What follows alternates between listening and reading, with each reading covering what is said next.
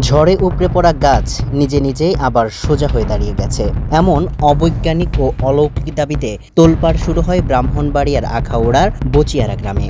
মাস দেড়েক আগে মুন্সিবাড়ির পুকুর পাড়ে একটি গাছ উপড়ে পড়ার পর এর ডালপালা কেটে ফেলা হয়, কিন্তু গত এক সপ্তাহ আগে হঠাৎ করেই ডালপালাহীন অবশিষ্ট অংশটি সোজা হয়ে দাঁড়িয়ে যায়।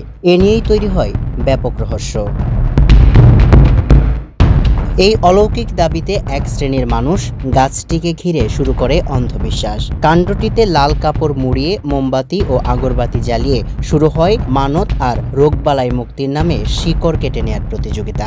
এমনকি চারদিকে নিশানা টাঙিয়ে জায়গাটিকে মাজার সদৃশ্য রূপ দেওয়ার চেষ্টাও চলে পুরোদমে।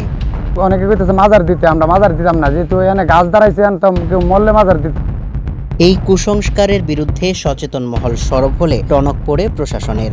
বিশেষজ্ঞরা জানান, ডালপালা কেটে ফেলায় গাছের ভরকেন্দ্র বদলে যায়, ফলে শিকড়ের টান ও মাটির স্থিতিস্থাপকতার কারণে কাণ্ডটি সোজা হয়ে যায়। কোনো ভণ্ড মাজার তৈরির আগেই শুক্রবার দুপুরে পুলিশ ও ফায়ার সার্ভিসকে সাথে নিয়ে গাছটি কেটে পরিষ্কার করে দেয় প্রশাসন।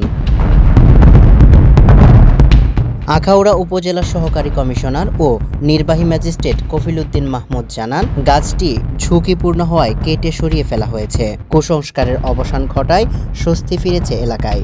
আর গাছ বিক্রির টাকা স্থানীয় মসজিদ বা মাদ্রাসায় অনুদান হিসেবে দেয়া হবে বলে জানিয়েছে মালিকপক্ষ।